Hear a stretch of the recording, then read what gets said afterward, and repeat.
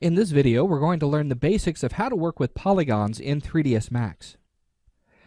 Alright, so the first thing that we'll need to do is create a standard primitive in our scene to start working with. So let's go to the Create panel, Geometry, Standard Primitives, and let's use Box.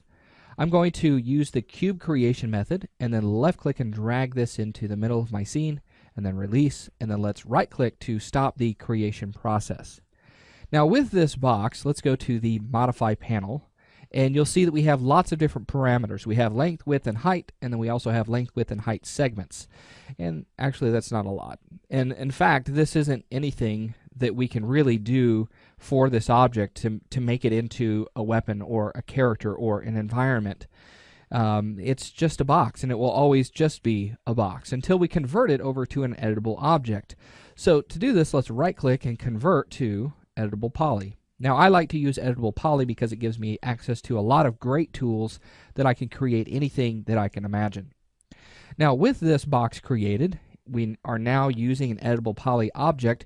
We can now access the sub-object modes and begin modifying the shape of this into anything that we want. So let's talk about the sub-object modes first. So starting right here in the selection rollout, we have Vertex, Edge, Border, Polygon, and Element. These sub-object modes, starting from the left side, will be the smallest edits that we can make to an object to the largest, which is far right. Let me show you what I mean by this. So let's go to Vertex mode. You can click on it right here in the selection rollout, or you could hit 1 on the keyboard to activate that. You can hit 2 for Edge, 3 for Border, 4 for Polygon, and 5 for Element mode, and then hit 6 to enter Object mode. Now you could also hit 1 on the keyboard to go to Vertex mode and then hit 1 again, and that will revert back to Object mode as well. So either way will work. So let's go ahead and go to Vertex mode. With Vertex mode active, you'll see that we have these points where two edges meet. That is a vertex. So we can start moving this around using our Move tool to modify the shape into something that we would like.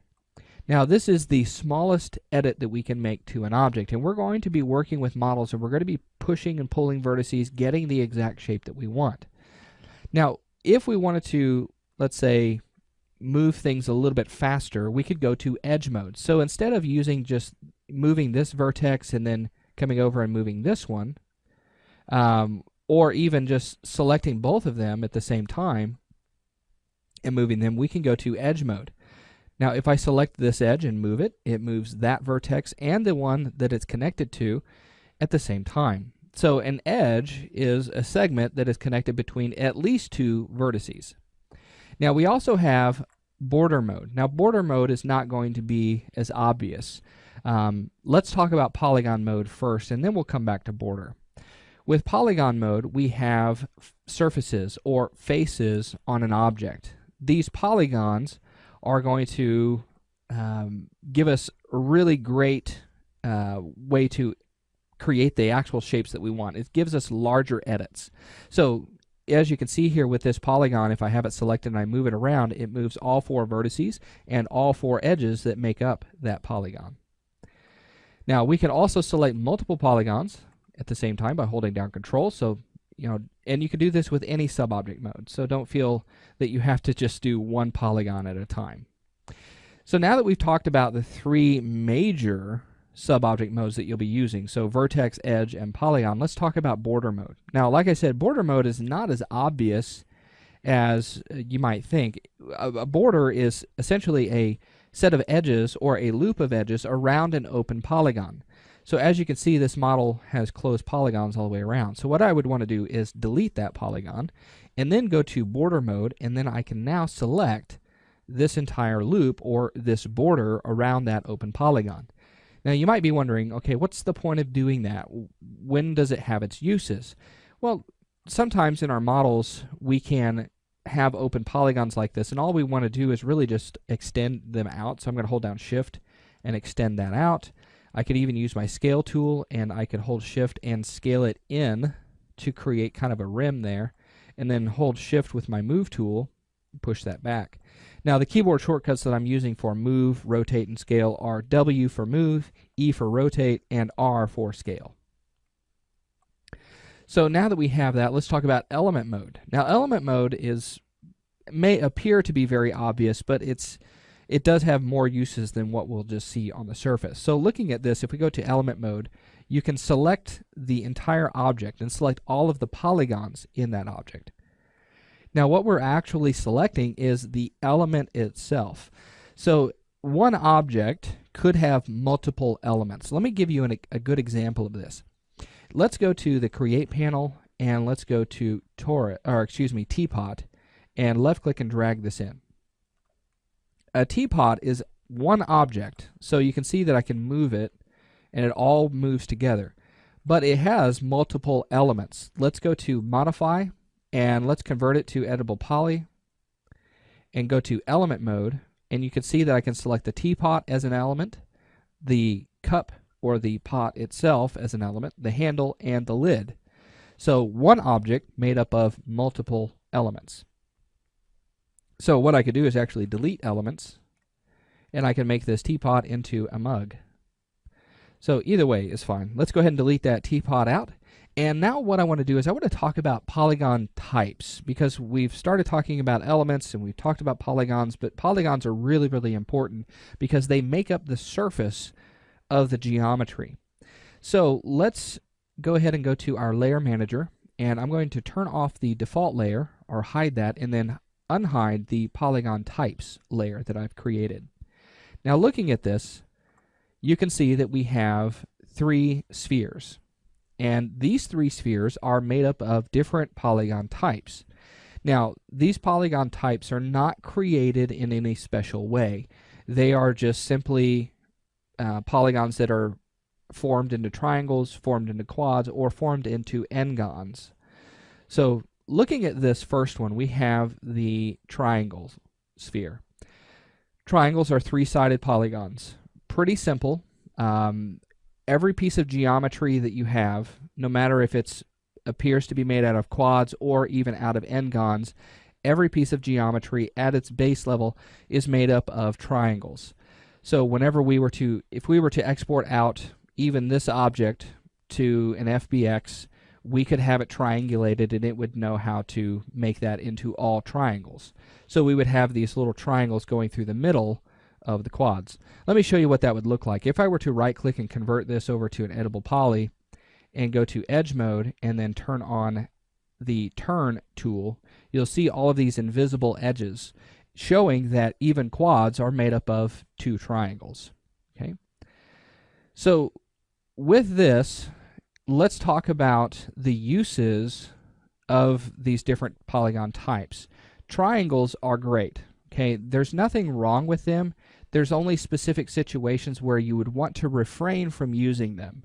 So triangles on an object that is animated could pose some issues. For one, it's not very clean. It can get very convoluted and it can get really messy. And if we were to put triangles around, let's say, the mouth of a character that has facial animation, a triangle could create some odd pinching or some very odd deformation, and it may not look quite right. So in areas that have a high amount of movement or animation, we would want to try to stick to quads as much as possible. Now you can have triangles, let's say that like right around the nose. Let's say there's a triangle in the nose somewhere. That area is not going to deform quite as much, and so a triangle might be okay. Now quads is going to be the thing that we strive for the most. Quads work out very well for smoothing as well as for deformation or animation.